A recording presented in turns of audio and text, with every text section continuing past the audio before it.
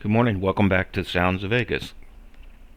Um, Last night's video, which analyzed the supposed accidental discharges by a police officer in room 135, one of my favorite commenters, who kind of pushes me to the limit and reviews my work, says that he was lost on this video and couldn't really see it. So what I did was went back to the source, and I'm going to make things a little clearer this time, and I think that Eric will be quite happy with the results. To clarify, this is the audio that I'm using is directly from the Sergeant Bitsko, was it 3 of 4 tape, and I also used the word explosion when I probably should have just said muzzle blast. And so to put all this into context, here's the breach of the door on the left there, and here's the 3 gunshots. Now they look almost identical. And so we come down here, and I want to talk about this a little bit, because this is an important technique in signal analysis that I really haven't mastered, and I haven't written a program to do it, but we'll do it by hand and see what we can come up with. So once again we come back, and this is the phase diagram, as I call it, and you can see that both the explosion from the breach and the gunshots have a very similar response pattern. And what happens is that the explosion causes a very sharp and quick impulse signal to be broadcast throughout the entire room, and then the room colors that signal with all its reflections and reverberations and everything. And in the industry, that's called an impulse response. And while in this case it's rather obnoxious, this is a technique that people use to build high fidelity systems for audio in places. Is they'll set off a little mini explosion, which is a broadband, i.e. has many frequencies all the way from low to high in a room. They'll measure it with accurate equipment. They'll determine from a spectrogram or a spectrograph what the frequency response was, and then they'll take that frequency response and modify the signals in the room to eliminate the room response, and that results in a very clean and a very adjustable audio system that produces quite good results. So using that concept, we can say that whatever occurs over here in the room response, or the impulse response, is going to be similar to what this response is over here, with modifications for whatever sounds was added. In this case, we're going to treat the gunshots as the sounds that were added to the room response, or room impulse response, and see if we can't make anything out. If we magnify this a little bit, we'll see that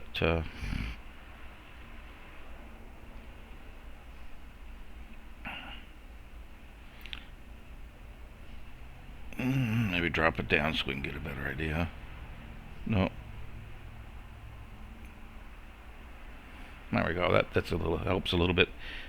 So just prior to the explosion from the breach, we can see that all these signals, which there were none, are kind of in alignment, and then that disrupts everything, and we get this line following it. And what happens on the other side is pretty similar. Okay, so then we know that this response right here, this part of the signal, is caused by some type of broadband explosion right here, which would be the muzzle blast. The muzzle blast is a broadband explosion. It's hot gases coming out of the muzzle. And then we see that at the very end we have something, and then these are all, we have all these little lines in here are results of that broadband explosion impulse signal reflecting off everything. So we can come over here and we can look at it and we can say, oh, well, that's over there too. Here's a little bit of that. Here's a little bit of that. And, there's some parts of it in there, but we also have these other things in there. We have, a little bit better signal. So we could once again apply our estimate, and look at that and say, well, okay, maybe that's a little better. But then on the other hand, I don't think this is going to satisfy Eric. So rather than using that technique, what I did was I fired up my trusty dusty little program that I wrote, in which I can apply hundreds of different techniques to a signal to do whatever I want to do, actually. So what I did was I took that segment of audio from the 4 gunshots and I started massaging it. And what I'm going to do in general here is I'm going to take this signal, which is what the signal looks like. It's just big, and that's obviously an amplitude plot. And I'm going to separate it into high frequency and low frequency, because as you'll recall, the sonic shock wave, normally resides in the frequencies above 1,000, and the muzzle blast normally resides in the frequencies below 1,000. So we divide it up into 2 streams, and then each of those streams I look at in great detail by applying 2 other techniques. The first technique is called foreground background separation, and it basically tries to divide the signal into what is in the present or right there close, and those things which are distant, and that'll produce some results, and I'll run some spectrograms on those results. And then the other technique that I use is we'll take those 2 signal streams, and for each one I'll apply what is called harmonic percussive separation. Now, percussive signals are like gunshots. They go almost exclusively up and down, just like this would be a percussive signal right there, even though it's blurred all over the place. And harmonic signals are the ones that tend to move across the screen, like the vocalizations from humans. So let's get on with the show. In this top plot here, this is a spectrogram that I created, and I do all this by writing custom programs in Python, and I use the Librosa library, which is specifically designed to do signal analysis. And then I plot that spectrogram, and then on top of that I layer other things. In this case, I've layered down here 3 blue markers where I have marked what I thought are the signals, and then the program will calculate what it thinks are the muzzle blast and sonic blast and plot them up on top here with the green and the yellow. The yellow are the sonic and the green are muzzle. So you can see it thought there was something here for muzzle, there for muzzle, there for muzzle, there for muzzle, there for muzzle, and up here for the sonics, there. Now, it doesn't always do too good a job, but it sure gets me part of the way. I had to stop for a sip of tea. Alright.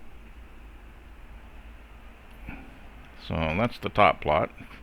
You notice that I've colored these differently than I would in Sonic Visualizer, because I want extremely brilliant colors so that whatever happens is clear.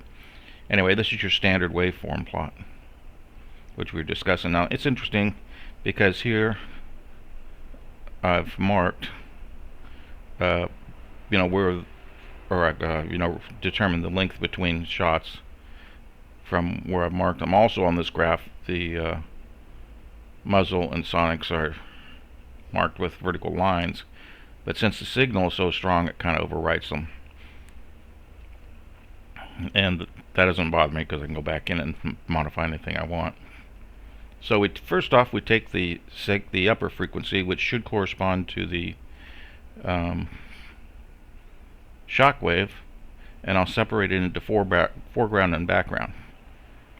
So this represents what is it's labeled incorrectly. These are backwards. This is actually the foreground signal, where the quieter sounds are eliminated in favor of the large signals. And as you can see, it didn't do much for me. Even if I look closely at these things and I see that, yeah, I don't know. Couldn't get much out of it myself. So the background signal, which would enhance the noise beforehand, again, doesn't leave much, and even what's left over. Now, even though I apply these filters and these techniques, you have to understand that the signal, the original signal, is not going anywhere. It's just that I'm amplifying the portion of which to look at, and all the other signal is still there. It's just lower in strength. So there's always going to be the original signal in there if you were to listen to it. And it shows up over here as, you know, little things. This plot is a plot of the signal stream after I applied the high frequency bandpass filter. So in this we should see the shock waves if they're going to be there, and this obviously is the portion before the blast, and over here in the blast the signal, and over here there's not much left. So overall I would consider that a pretty big failure. Nevertheless, you know, what I can't see, the machine might be able to, so I went ahead and did a onset detection algorithm on them to see if I could detect anything. And for this one, it's kind of shifted a little bit, so we gotta go back up to the waveform, and the signal runs from 0.4 to 0.8. Okay, that's where the signal of interest is. And if we get down here, 0.4 to 0.8. Okay, 0.4 to 0.8. Well, in this case, it seemed to have found something in several different places, something before the signal, which, since it's kind of a frequency-based signal, that it then has a peak detection applied to it, that's to be expected. And here and there and there, doesn't seem to jive too well with what I think should be there, but that's okay. Maybe I'm wrong. And then this is the same thing, just plotting it in a different fashion so that I can see better what's happening. All these dots on the bottom represent places where it detected a sonic shock type signal, but I set a threshold to it to get to the final result. And here we'll see that this is the waveform after filtering. And now remember, the original ran from 0.4 to 0.8. So it's pretty weak here and pretty strong there, and I'm going to say, what the heck? Alright, so now I take that signal, the one that's filtered for the high pass, which is high pass, the signal above 1000, and I apply the harmonic percussive separation, and that's going to divide it into the two components. It's going to, in this first graph here, it grabbed all the percussive type signals, which would be the ones we're looking for, and then in this next graph, that was all the voice-like sounds. And as you can see, once again, it still thinks that things are happening out here at the end, which, you know, there's echoes in there. Maybe the echoes for the shock waves are more prominent than the original signal for the shock wave. Because in that room, you have to remember that the gun was probably pointing towards room 134, and that the shock waves from the bullets propagate forward, and that behind the gun, they're very, very weak.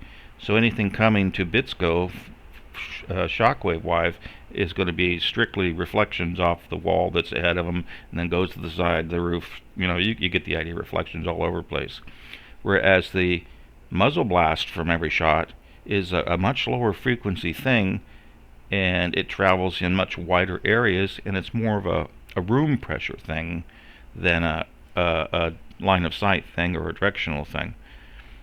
So the high frequency shock waves are, you know, kind of like line of sight ray trace. That's how they get to you. Whereas the muzzle blast, particularly in a closed room, are more like the room filling up with water, in that it, comes out of the muzzle of the gun, and yeah, in front of it is going to be the strongest signal, but as that expands, it expands everywhere in the room to some degree, and you sort of get this pressure backwards everywhere that provides a more direct signal. So we can expect in a small enclosed room like that to have a pretty good muzzle blast signal compared to the pretty poor shockwave. And that's what we're seeing here. The shockwave sucks. So let's hope that the muzzle returns something. So anyway, since now we know that it's not going to produce much, we'll just run by this. This is the above 1000 signal after harmonic percussive separation, and this is the residual portion of it, because I perform a pretty aggressive attack on it. That is, I want strictly the signal that I perform the harmonic percussive on, and the algorithms that I use can be adjusted in terms of how much you want to make sure that it's harmonic or percussive. But when you do that, then there's stuff you miss, and I call that the residual. So this is what's left over after doing it. And the signal runs from 0.4 to 0.8, and that kind of actually looks better than the stuff up top, where you can see some definite places where the high frequency shock wave type signal is heard. So that's better. Alright, so now we can move on to the muzzle blast. So we take the signal, we run it through a low pass filter, and then we plot a spectrogram of it, and this is the result. And quite honestly, it doesn't do much for me. But once again, the computer is going to be a little bit more invasive than I am. And once again, we plot the muzzle onset strength here, and this is where this algorithm with the threshold set pretty high is proposing that muzzle blasts occur. And as we can see, since the signal runs from 0.4 to 0.8, we've got something right there at the start where we would expect, and we got something, didn't expect that, got this, and this, and this. So we got a lot of candidates here, far too many, but this is a echoey room. And then we apply some other things, so like I said before, I could just see them better, and it's starting to look better than the sonic side. So here's the waveform in an amplitude plot after I filtered it to the low frequencies. And as you can see, we've eliminated a lot of things between these signals because the original was pretty filled in or dense, shall we say. So this is looking better. And then we come down here and bam, we've just hit the home run. Here's the answer that we want. Here is the signal from 0.4 to 0.8, and it has definite places where the muzzle wave is peaking. And just as I would expect, the tail end consists of weaker signals, which I'm going to assert are echoes. So before we look at that in depth, let's just finish up the remainder. That's the harmonic part of the signal, which kind of resembles the original. And then down here we have the residual waveform plotted on a spectrogram from 0.4 to 0.8 is this thing. And again, that doesn't do much for me. So out of all this, we did find some information on this one graph. So let's look at this very carefully and ask ourselves, if this graph represents something real, what does it represent? Because we've got far too many signals there. Alright, well, I have to apply a little knowledge of signals here, and you'll notice that this signal reaches a peak after ramping up. Well, gunshots don't do that. Gunshot thing just go bam, and then they die off. So this signal right there, even though it's pretty strong, is going to represent the culmination of a bunch of echoing coming together in the room. So the other thing we can do is knowing a little bit about yeah, there we go, it's early. A little bit about guns is to say, well, what is the cyclic rate of that gun? Where would I expect these shots to occur? And is there a signal peak there? Well, given that he's probably using some form of AR-15 or something like that, we can once again expect the signals to occur approximately at 0.1 0.1 intervals. Okay, well here, let's see, that would mean there would be one at the start and one every 0.1. That one and that little one maybe. Okay, so given that criteria, then from this picture I'm going to proclaim that this is a shot, this is a shot, and this is a shot, and that these and these and these and these and these and these and these and these are all echoes. So once again I come to a pretty good approximation to what we heard, is that there are 3 shots and a bunch of echoes. And as I expected on this side of the thing, these are all echoes. So this was a pretty good result, much better than I had expected, and I think I'm going to say that at this point in time there's probably not a lot further analysis that I would care to do on this signal itself.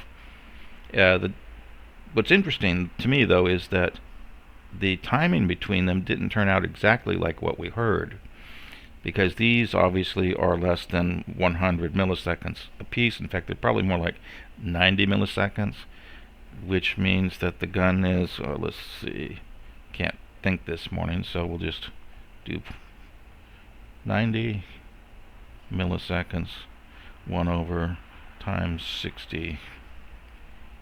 Oh, sign of the devil, how about that? It's running about 700 RPM. Seems a little low. I would have expected it to be a little higher, but it is what it is. And if we get real close here, is there anything we can see? Nah, I'd have to plot this on a finer scale to come up with much more. It's kind of interesting that we got this little signal followed by a big one. So what this is telling me is that the room is having a large effect on the shape of the signal that is heard. So much so, in fact, that quite often, a few milliseconds after the signal occurs, we get the bigger response. But anyway, I think that will satisfy Eric, and it certainly satisfies me. And we'll grab you in the next one.